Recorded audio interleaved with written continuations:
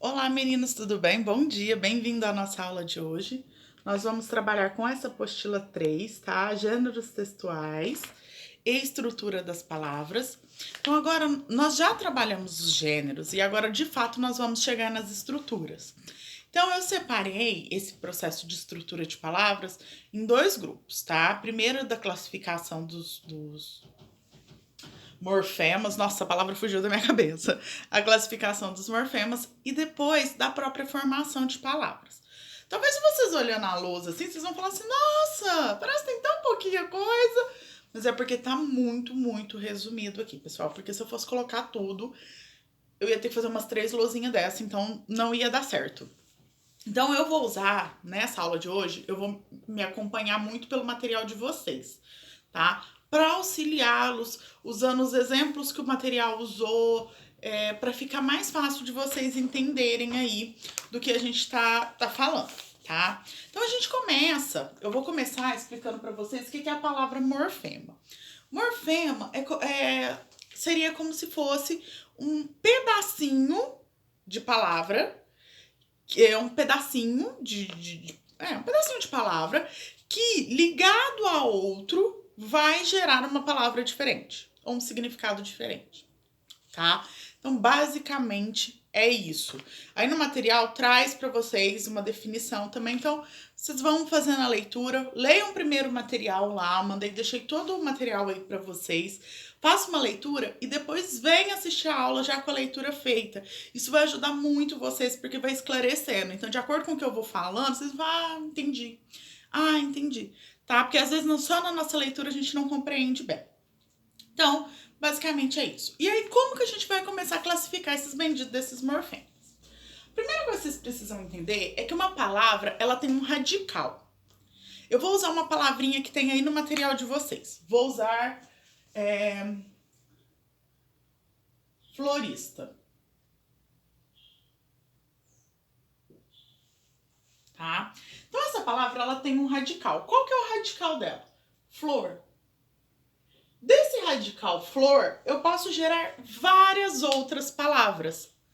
Por exemplo, flor, florista, floresta, floreira. Deixa eu ver o que mais aqui traz. Floricultura, florada. Então, a partir da palavra flor, eu consigo formar várias outras, tá? Desse radical. E aqui, no caso de flor, né, o próprio radicalzinho, ele gera uma palavra independente. E aí o ista seria um morfema que está junto a esse radical, gerando uma palavra diferente, que é florista, quem vende flor. Vou trocar a nossa palavra aqui. Vou pegar uma que vai ser diferente. Vou pegar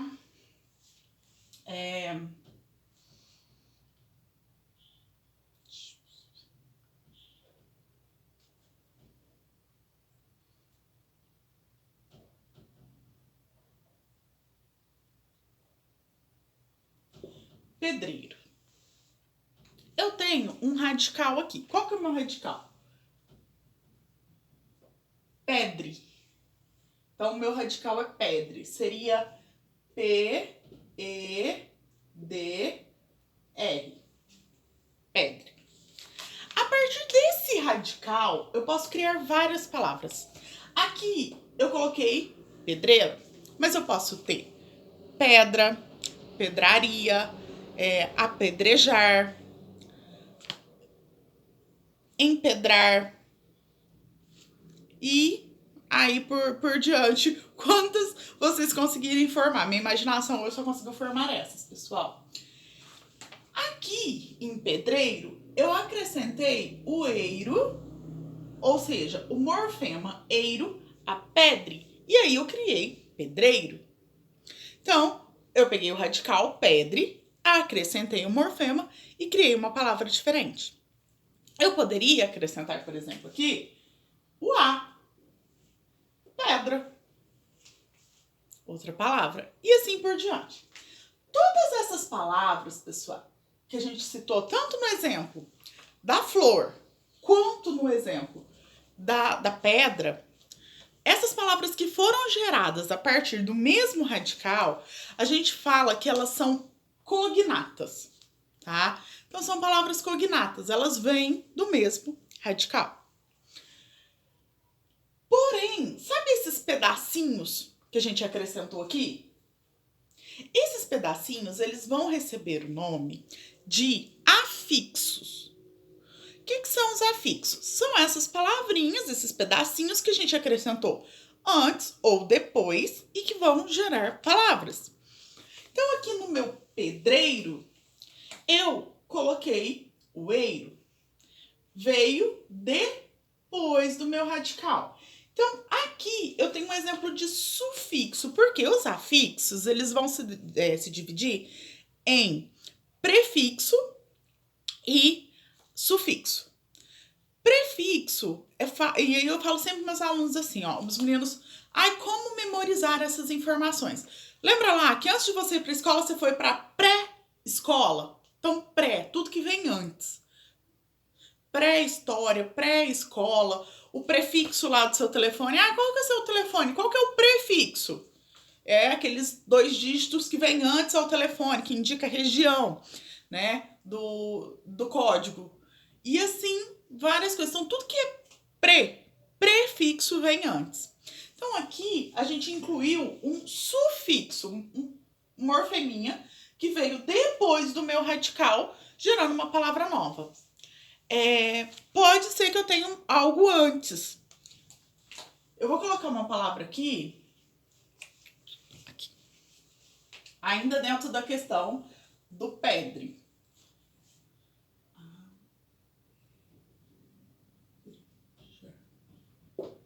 Apedrejar. Eu tenho o radical, pedre. Eu tenho um morfema antes e um depois. Então, ou seja, eu tive afixos. Eu tive antes e depois. Então, eu tenho aqui um prefixo e um sufixo. Pode acontecer, tá, pessoal? Tem palavras que são formadas só por prefixos, tá? Quanto por prefixo e sufixo ou somente por sufixo. A maioria das palavras que a gente deriva, que elas vão gerando aí, né? Elas são feitas por sufixação, tá? A gente inclui um sufixo aí. Mas, enfim.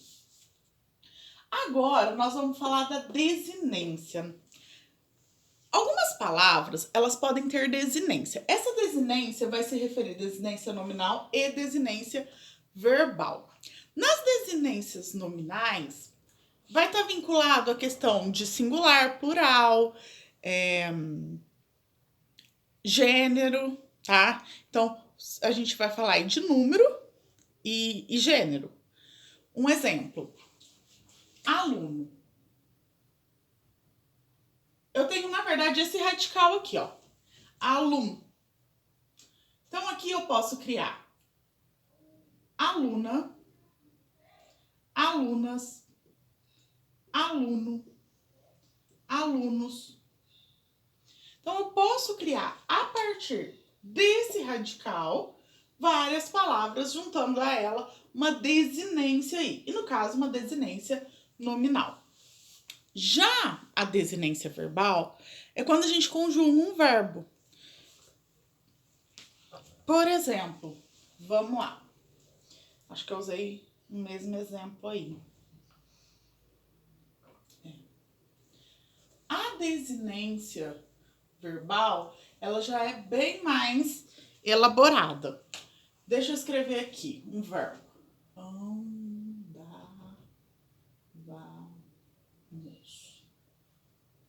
Andávamos.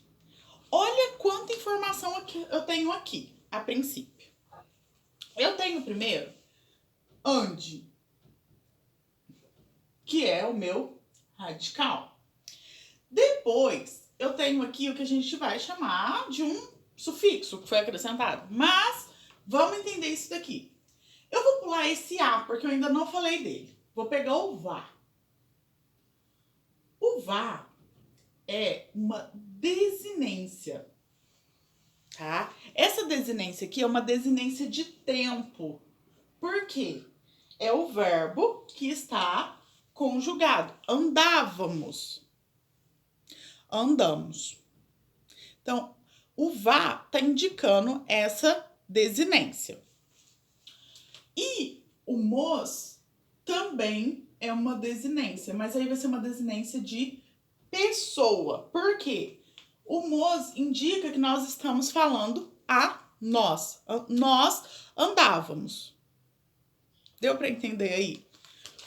Deixa eu ver aqui no material de vocês. Aqui ele não traz nenhum exemplo a princípio. Porque vai estar todo na parte de cá. E eu tô seguindo mais essa parte. E aí, eu falei assim pra vocês que eu ia pular esse A, né? Vocês devem ter falado assim, mas por que ela vai pular esse A? Esse A refere-se, pessoal, à vogal temática. O que é essa vogal temática aí? Ela vai ter a função de ligar o radical a um morfema. Então, ela serve meio que para juntar tudo isso daí. Então, aqui no caso, o meu A, ele é uma vogal temática. Juntando tudo isso daqui. E o radical mais a vogal temática, quando juntos, a gente chama de tema, tá? Então, se vocês ouvirem essa expressão em algum momento, o que é um tema? Dentro dessa parte aqui é a junção do radical mais a vogal temática. E aí o material de vocês traz vários exemplos. Casa, né? A palavrinha cas é o radical. Eu posso formar casa, caseiro, casebre, casarão e assim por diante. Pessoal, também é interessante a gente falar. Essas questões de aumentativo e diminutivo também vão entrar aqui, tá? E a vogal temática dos verbos, que vão ser essas que vão estar juntando aí os elementos. Por fim, a gente chega às vogais e consoantes de ligação. O que é essa vogal e consoante de ligação aí? Às vezes a gente tem uma palavra que ela é formada a partir de duas outras. E aí, o que acontece? Aí o material de vocês traz o exemplo da palavra. Ó, cadê aqui? Deixa eu só pegar.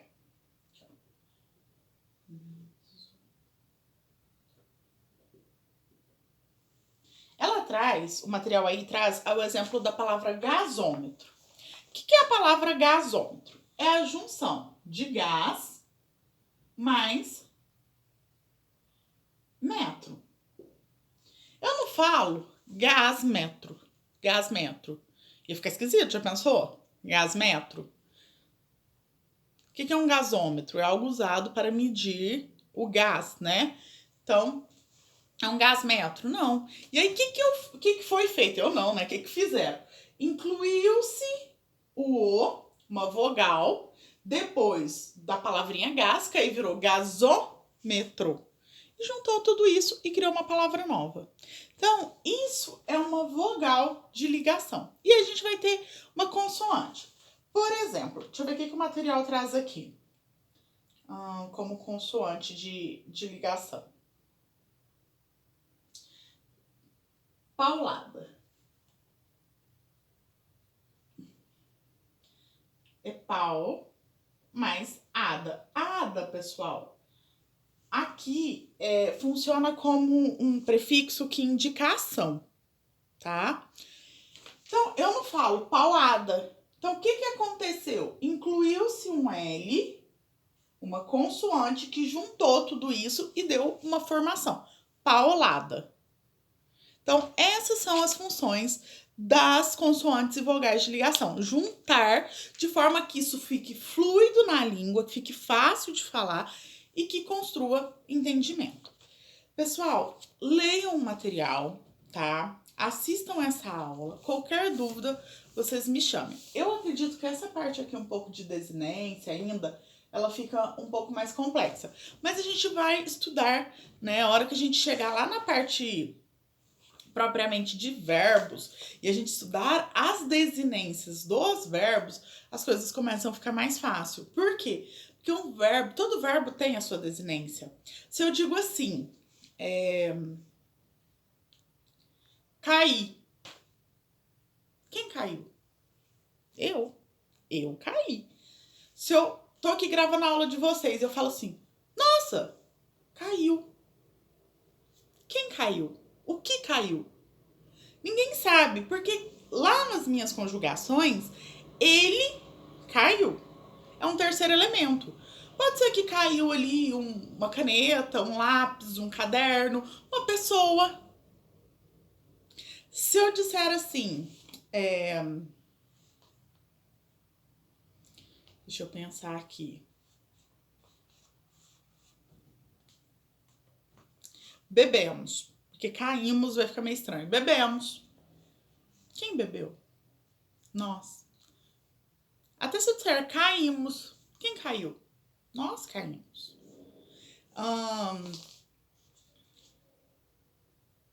Deixa eu pensar um aqui. Voltaremos. Quem voltará? Nós.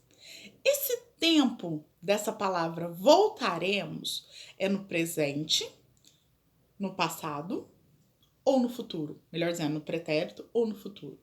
Voltaremos. Nos dá a sensação de futuro. Então, nós voltaremos. Nós vamos entender que é uma ação futura e que nós vamos realizar. Se eu dissesse assim,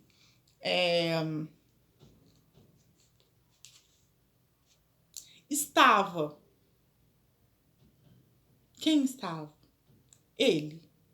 Que o verbo me indica essa pessoa. Aí, vocês vão me falar, tá no presente, no pretérito ou no futuro? Estava. Me dá futuro, me dá passado, desculpa, pretérito. Então, por isso que eu falei que nas desinências elas podem indicar várias coisas. Então, sabe quando a gente aprende lá, né? Presente, modo indicativo. Presente, pretérito perfeito, pretérito imperfeito, pretérito mais que perfeito, futuro do presente, futuro do pretérito. Todas aquelas forminhas que a gente vai incluindo, aquelas, né, as terminaçõezinhas, é elas que vão nos dar essas classificações, tá? O que é presente, o que é pretérito, o que é futuro, o que indica eu, o que indica ele, o que indica nós, o que indica vós, tu, e assim por consequência. Bem, pessoal, é isso. A aula ficou até grande demais. Qualquer coisa vocês me chamem e até a próxima aula. Tchauzinho.